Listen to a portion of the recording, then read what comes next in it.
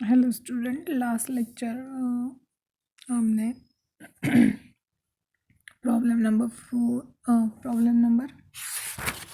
Think fifth था, हाँ fifth के वर्किंग नोट हमने सॉल्व किए थे। And today I will explain you how to prepare format. Okay,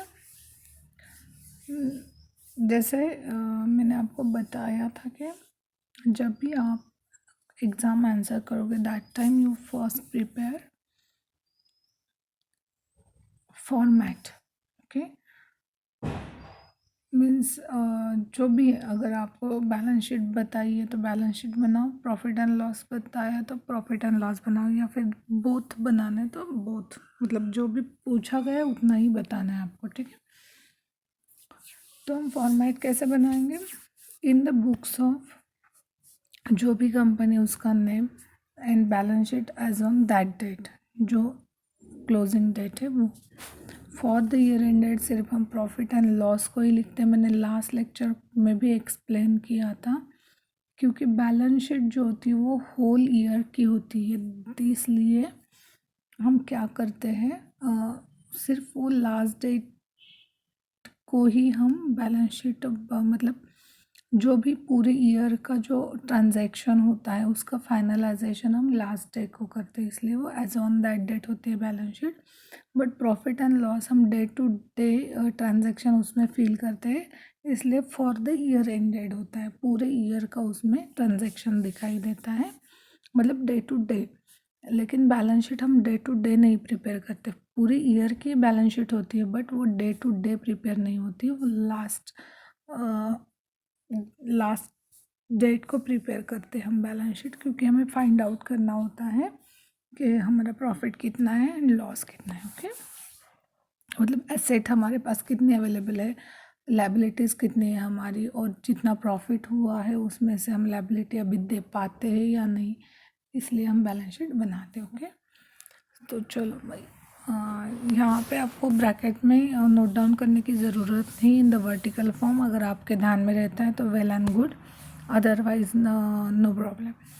तो फॉर्मेट का है reference number, particular note number is most important column है। Then figure as at the end of current reporting period and figures as at the end of previous reporting period. Okay, उसमें asset है, assets है, non current assets में है property and equipment, जो first number की working note थी वो थी 4,67,800। देन अदर इंटेंजिबल एसेट्स है 67,300। देन इन्वेस्टमेंट है 1 lakh, other non current asset है 10,400। ओके, देन इन्वेंटरीज है 28,550। उसके बाद ट्रेड रिसीवेबल्स है 1,52,000। कैश एंड कैश इक्विवेलेंट है 56,100 एंड लोन्स है 34,900। एसेट की टोटल है 9,17,050 रुपीज़। ओके, उसके बाद लायबिलिटी साइड को आता है, उसमें इक्विटी एंड लायबिलिटीज़ है। इक्विटी में है equity share capital 5,90,000 and other equity में है 1,79,800। उसके बाद बोरोइंग्स में है 61,500। नॉन करंट लायबिलिटीज़ के अंडर जो बोरोइंग्स हैं फिनेंशियल लायबिलिटीज़ के, वो है 61,500 एंड करंट लायबिलिटीज़ अंडर जो बोरोइंग्स आए हैं वो है 17,500। ओके, उसके बाद ट्रेड पेबल है 44,900, अदर करंट लायबिलिटीज़ है 5,000, प्रोविजंस है 18,350 and total equity and liabilities है 9,17,050 रुपीज़। ओके, ये हो गई हमारी बैलेंस शीट। अब हमें क्या करना है, प्रॉफिट एंड लॉस का जो स्टेटमेंट है उसका फॉर्मेट बनाना है, वो भी सेम बैलेंस शीट की तरह ही है। मतलब रेफरेंस नंबर है, पर्टिकुलर है, note number and figure as at the end of current reporting period and previous reporting period है। तो ऊपर हम हेडिंग देंगे statement of profit and loss for the year ended 31 March 2019। Bracket में आएगा in vertical form as a prescribed under division second to the schedule 3 of companies act 2013। Okay, तो reference number में profit and loss का reference number available है हमारे पास, और Roman number है वो 1। रेवेन्यू फ्रॉम ऑपरेशंस, अब रेवेन्यू फ्रॉम ऑपरेशंस कितने हैं हमारे पास, 3,06,000। ओके, अदर इनकम में क्या क्या आएगा, जो हमने बनाया वर्किंग नोट वो 18,000, और जो थर्ड है टोटल इनकम, उसमें revenue from operation plus other income आते हैं 3,24,000। Okay, then cost of material consume थे 80,000। उसके बाद बीच में हमारे पास कुछ नहीं था, purchase of stock in trade नहीं था, changes in inventories of finish goods, work in progress या स्टॉक इन ट्रेड कुछ भी अवेलेबल नहीं था, तो हम वो ब्लैंक रख देंगे। देन एम्प्लॉय बेनिफिट्स एक्सपेंसेस है 61,400। देन फाइनेंस कॉस्ट है 4,750। देन डेप्रिसिएशन है 46,200। अदर एक्सपेंसेस है 62,300। ओके, तो टोटल एक्सपेंसेस हो गए हमारे 2,54,650। ओके, देन प्रॉफिट और loss before exceptional and tax है मतलब 3 - 4 69,350। Then profit and loss before tax उतनी अमाउंट आएगी 5 - 6 69,350। Then current tax 9,350 and profit और loss for the period from continuing operations 60,000। Okay, और जो हम प्रॉफिट अर्निंग पर शेयर निकालते हैं, मतलब 60,000 हमारा बेसिक अर्निंग था और वो 6,000 शेयर्स थे, मतलब 60,000 डिवाइडेड बाय 6,000, तो 10 क्या हो गई हमारी अर्निंग पर इक्विटी शेयर्स हमें मिल गई। ओके, ये फॉर्मेट हमने फिल कर दिया। मतलब आप लोगों को क्या है, फर्स्ट ऑफ ऑल आपको वर्किंग नोट पूरे के पूरे बनाने चाहिए, क्योंकि वर्किंग नोट को मार्क्स है। ओके, देन आफ्टर आपको फॉर्मेट जो है वो एज इट इज़ आपको फॉर्मेट लर्न करना है। वर्किंग नोट आप ऊपर नीचे कर सकते हो, मतलब नंबर अगर कुछ प्रॉफिट एंड लॉस का कैसे है वो रेफरेंस नंबर है, उस हिसाब से आपको जाना है। इन शॉर्ट आप लोगों को जो भी फॉर्मेट है वो अच्छे से लर्न करना है, ठीक है।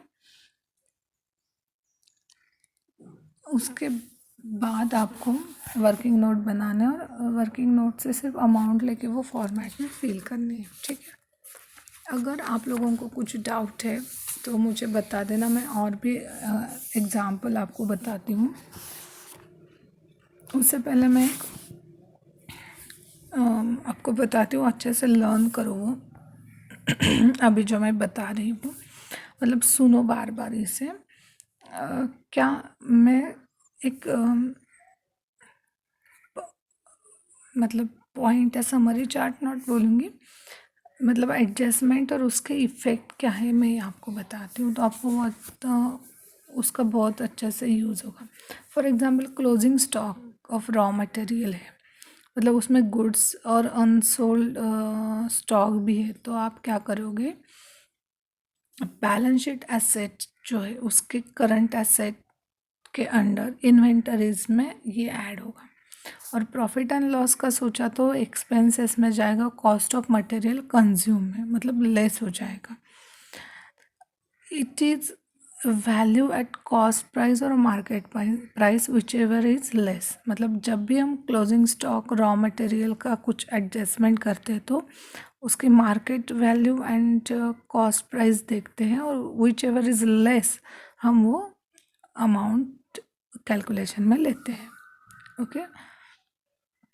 अगर कुछ आउटस्टैंडिंग एक्सपेंसेस है तो वो हम क्या करेंगे, प्रॉफिट एंड लॉस में एक्सपेंसेस करके जो पॉइंट है 4 नंबर का, उसमें एम्प्लॉय बेनिफिट एक्सपेंसेस जो होते हैं या फाइनेंस कॉस्ट और अदर एक्सपेंसेस में हम दिखाई देते हैं, मतलब वहाँ पे हम नोट डाउन करेंगे। Then equity and liability side, equity and liability मतलब लायबिलिटी की साइड है, उसमें इक्विटी एंड लायबिलिटी के अंडर करंट लायबिलिटीज में अदर करंट लायबिलिटीज हम वो दिखा देंगे। ओके, मतलब if appears in credit balance, in trial balance में अगर वो क्रेडिट बैलेंस है तो only to be shown on the liability side. Okay, means outstanding expenses अगर है और वो ट्रायल बैलेंस के क्रेडिट बैलेंस दिखाई दे रहा है तो वो सिर्फ हम लायबिलिटी साइड को दिखाई देंगे। ठीक है।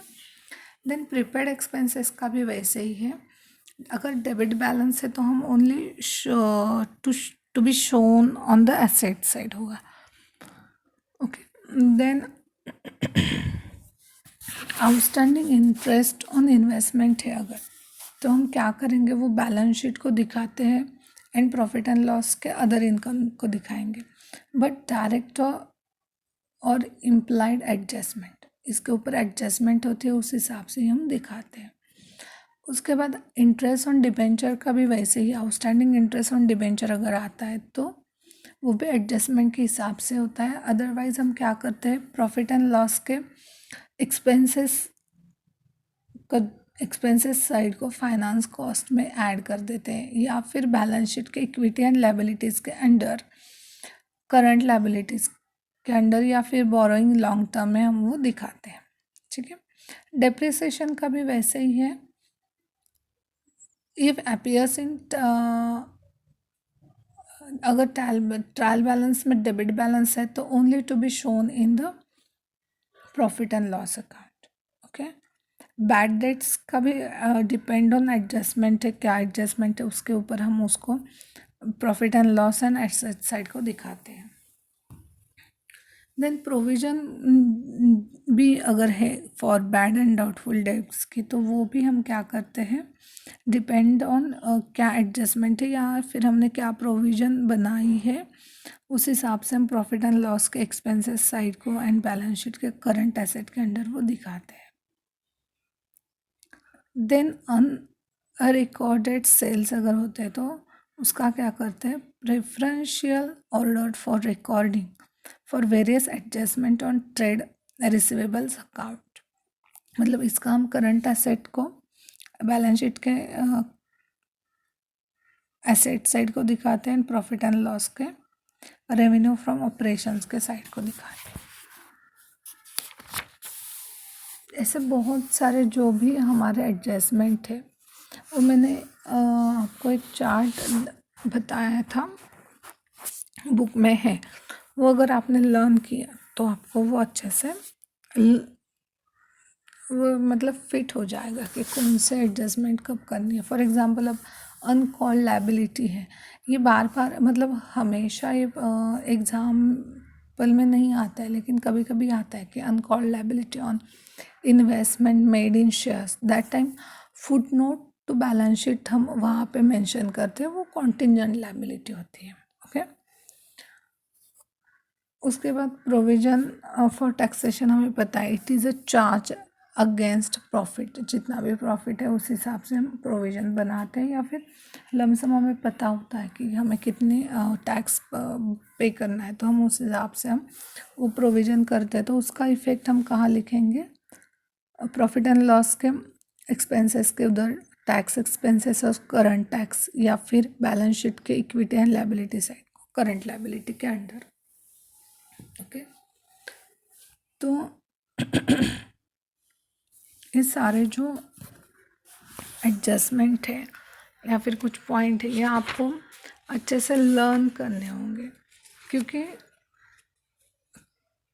जब आप मतलब फाइनल अकाउंट की प्रैक्टिस करोगे उस टाइम आपको वो लर्न करके ही करना पड़ेगा, मतलब रट्टा मार के आप नहीं कर सकते हो। अगर फॉर एग्जांपल आपको किसी ने बताया कि लायबिलिटी साइड को नॉन करंट लायबिलिटीज़ के अंडर फिनेंशियल लायबिलिटीज़ है, उसमें बोरोइंग करके पॉइंट है, तो उसमें क्या क्या इंक्लूड है, अगर आपको ये पता है तो आप अच्छे से सॉल्व कर सकते हो। अब देखो बोरोइंग्स में क्या क्या इंक्लूड होगा लॉन्ग टर्म में, बॉन्ड्स और debentures secured, interest accrued and due on debentures, public deposits, mortgage long term loan, then term loans from bank and financial institutions, unsecured loans for working capital, then long term maturity of finance lease obligations, ये सारे point उसमें include होंगे। चलो मैं आपको एक काम करती हूँ, अभी मैं आपको बताती हूँ कि क्या क्या इंक्लूड होता है उसमें। फॉर एग्ज़ाम्पल अगर property and plant and equipment में क्या जाएगा, उसके बाद इंटेंजिबल एसेट में क्या जाएगा, आप अच्छे से लिसन करोगे। ठीक है, अब देखो फर्स्ट ही हमारा एसेट साइड को क्या पॉइंट आता है, प्रॉपर्टी प्लांट एंड इक्विपमेंट। उसमें क्या क्या इंक्लूड होंगे, क्या क्या इंक्लूड होगा उसमें, land and buildings, business premises, leasehold premises, plant and equipment, office equipment, free hold property, furniture and fixtures, motor car, motor vehicle, tools and equipments, machinery, engineering tools, plants, okay और उसमें से हम क्या करते हैं, जो भी डेप्रिसिएशन है वो लेस कर देते हैं। ठीक है, सेकंड पॉइंट आता है हमारा कैपिटल वर्क इन प्रोग्रेस। उसमें क्या आएगा, बिल्डिंग अंडर कंस्ट्रक्शन। थर्ड जो है वो है इन्वेस्टमेंट प्रॉपर्टी, उसमें है इन्वेस्टमेंट प्रॉपर्टी। गुडविल में गुडविल ही आएगा। अदर इंटेंजिबल एसेट में क्या क्या आता है, देखो trademarks, brands, computer software, mining rights, patents and copyrights, other intellectual property rights, services, operating rights, recipes, formula, models, design and protocol, then license and franchises. Okay, उसके बाद intangible assets under development में आता है computer software under development, then biological assets other than bearer plants में आता है live stock, farm house, other biological assets. Okay, उसके बाद फिनेंशियल एसेट्स में जाएगा इन्वेस्टमेंट्स लॉन्ग टर्म, उसमें equity instruments, preference shares, government और ट्रस्ट सिक्योरिटीज़, डिबेंचर और bonds, mutual funds, partnership firm, trade investment. Okay, then trade receivable में आएगा, trade receivable and non current में जाता है secured considered goods, unsecured considered goods, then allowances for bad and doubtful debts and debts due by directors. Okay, then loans में आएगा security deposits for telephone, loans to related parties, loan due by directors, long term loans, and others में आएगा other financial assets. Okay, उसके बाद other non current asset में जाएगा capital advances, security deposits, advances to directors, preliminary expenses, then share issue expenses, company formation expenses, underwriter commissions, discount on issue of shares and debentures. Okay, उसके बाद point आता है second, current assets.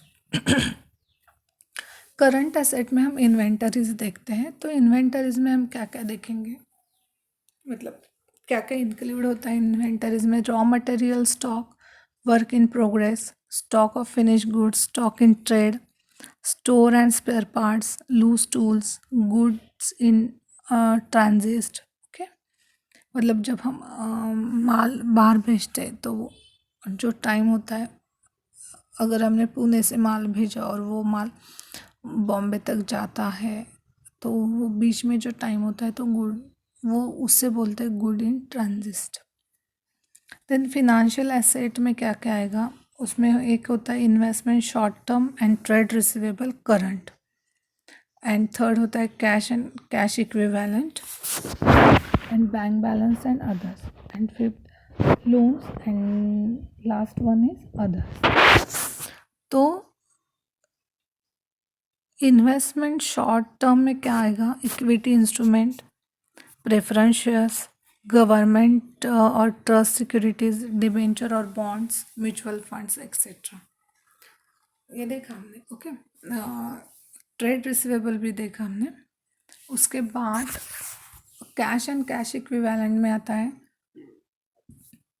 Cash on hand, cash at bank, current account balances with banks, petty cash, cheque and drafts. Okay, then margin money. उसके बाद bank balance other than above, उसमें other bank balances आते हैं, बाकी कुछ नहीं।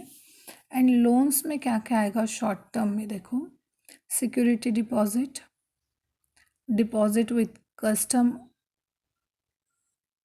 authorities, short-term loans given by the company, loans to related parties, loans to directors,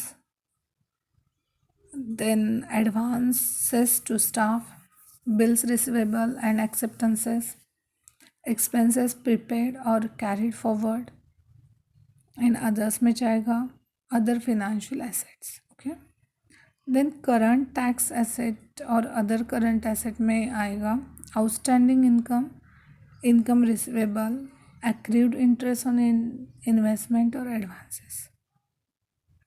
Okay, then equity and liabilities, उसमें है मेजर हेड में इक्विटी शेयर कैपिटल आता है फर्स्ट पॉइंट। उसमें क्या क्या आएगा?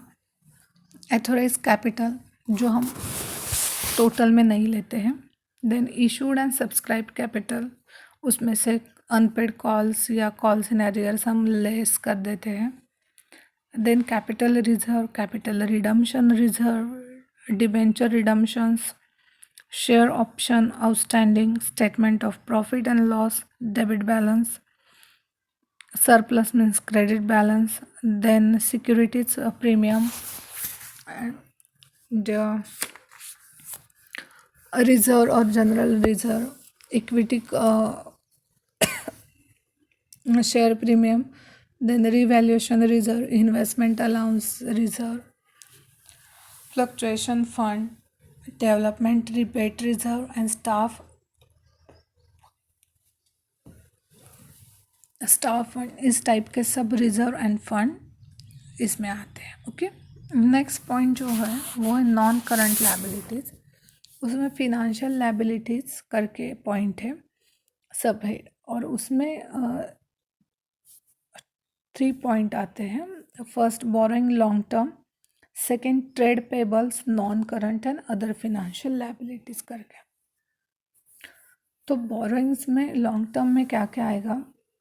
bonds or debentures secured, interest accrued and due on debentures, public deposits, fixed deposit, a mortgage loan, term loans from bank, unsecured loans from working capital, long term loan from central government, then long term maturities of finance lease obligations. Okay, then trade payables में आएगा sundry creditors, creditors for goods, and other financial में आएगा other non current financial liabilities. Okay, उसके बाद B point होता है provision long term, उसमें है employ benefits, workman compensation, warranties, staff benefit fund, employees earn leave payable on retirement। Okay, उसके बाद अदर नॉन करंट लायबिलिटी में आएगा premium on redemption of debentures. Okay, इतना आएगा। नेक्स्ट पॉइंट होता है करंट लायबिलिटीज़, उसमें बोरोइंग शॉर्ट टर्म आएंगे। शॉर्ट टर्म बोरोइंग में देखो क्या क्या आता है? Premium on redemption of debentures, cash credit and overdraft from bank, demand deposit from bank, loans from bank and bank overdraft. Okay, उसके बाद ट्रेड पेबल्स में आएगा sundry creditors, payment due to suppliers of goods, and then other financial liabilities में current maturities of long term debts, current maturity of finance lease obligations, share application money received in excess of issued share capital, dividends, unclaimed dividend and calls in advance। Okay, इतने point cover होंगे। उसके बाद other current liabilities में जाएगा revenue received in advances, pre received income, interest accrued and not due on loans, outstanding expenses and payable. Next point आता है provisions. उसमें क्या क्या प्रोविजन कर सकते हैं हम? Provision for employ benefits, staff provident fund, provision for taxation, pension fund, then proposed equity dividend. इतने सारे पॉइंट कवर होते हैं। और लास्ट पॉइंट जो होता है वो करंट टैक्स लायबिलिटीज़ नेट में आता है, सिर्फ प्रोविजन फॉर टैक्सेशन और less advance payment of income tax. कोई कंपनी क्या करती है, एडवांस पेमेंट करके रखती है टैक्स डिपार्टमेंट को, क्योंकि कभी भी कुछ ज़रूरत हो तो वो यूज़ होता है। अगर हमने एडवांस पेमेंट करके रखा है, एडवांस टैक्स पे करके रखा है, तो अगर हमारा टैक्स जब कट होता है उस टाइम अगर कुछ प्रॉब्लम आती है, अगर हमने कम टैक्स पे किया है तो वो एडवांस टैक्स से वो एडजस्ट हो जाता है। इसलिए बहुत सारे कंपनियां, बहुत सारे एम्प्लॉयज़ होते हैं जो पर्सनली टैक्स पे करते हैं, मतलब सैलरी से तो कट होता ही है, लेकिन बहुत सारे ऐसे करते हैं लोग कि एडवांस टैक्स पे करके रख देते हैं। ओके, अब इसके बाद तो इसके लिए जो करंट टैक्स लायबिलिटी होती है, प्रोविजन फॉर टैक्सेशन, उसमें से एडवांस टैक्स पेमेंट लेस हो जाता है। ये हो गया थ्योरी पार्ट। मैंने बताया कि क्या क्या इंक्लूड होता है। तो अगर आप ये सुनोगे या फिर आपके पास बुक है तो आप वो उसमें उसे रेफ़र कर सकते हो। ये अगर आपने अच्छे से लर्न किया तो आपको प्रॉब्लम सॉल्व करने में बहुत आसानी हो जाएगी। ठीक है, अब इसके बाद में उस पूरे सिलेबस के ऊपर का ऑब्जेक्टिव टाइप क्वेश्चंस आप लोगों को देती हूँ, ताकि एग्ज़ाम में ऑब्जेक्टिव टाइप क्वेश्चन सॉल्व करते समय आपको कुछ दिक्कत ना आए। ठीक है, नेक्स्ट लेक्चर को मैं ये ऑब्जेक्टिव टाइप क्वेश्चन जो है वो आप लोगों को दे देती हूँ। इसके बाद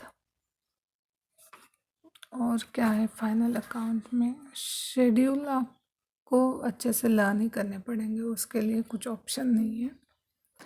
और सेमेस्टर पैटर्न है, इसके वजह से फाइनल अकाउंट को कुछ ऑप्शन भी नहीं है। ठीक है, तो आपको एक तो जो फर्स्ट चैप्टर है वो थ्योरी पार्ट है आपका, देन वैल्यूएशन ऑफ शेयर्स करके जो टॉपिक है उसमें थोड़ा थ्योरी पार्ट और थोड़े प्रॉब्लम्स हैं, और company final and profit prior to incorporation पूरा का पूरा आपका प्रैक्टिकल ही है, मतलब प्रॉब्लम ही आपको सॉल्व करने हैं उसके ऊपर के। सिर्फ अकाउंटिंग स्टैंडर्ड का जो चैप्टर है उसमें आप लोगों को थ्योरी पार्ट है, और उसके क्वेश्चन मतलब जो प्रैक्टिकल प्रॉब्लम्स है वो भी कुछ ऐसे बहुत फॉर्मेट वगैरह वैसा कुछ नहीं है। ठीक है, मतलब ये जो हमारा फर्स्ट सेम का सिलेबस है ये पूरा हमारा कंप्लीट हो गया है। ओके, अगर कुछ आपको डाउट है कोई भी चैप्टर में तो आप मुझे बता देना, मैं उस चैप्टर के ऊपर के जो एग्जाम्पल प्रॉब्लम है वो फिर से मैं एक्सप्लेन करूँगी। ठीक है, अब नेक्स्ट लेक्चर को मैं ऑब्जेक्टिव टाइप क्वेश्चंस आपको बताती हूँ, तो आपका पूरा का पूरा सिलेबस मतलब ख़त्म हो जाएगा, थ्योरी पार्ट भी और जो हमारे प्रैक्टिकल प्रॉब्लम थे वो भी, एंड जो छोटे छोटे क्वेश्चंस आंसर्स होते हैं वो भी। ठीक है, तो नेक्स्ट लेक्चर हम वो ऑब्जेक्टिव टाइप क्वेश्चन कर देते हैं, उसके आंसर्स भी मैं आपको बताती हूँ। ठीक है, चलो बाय।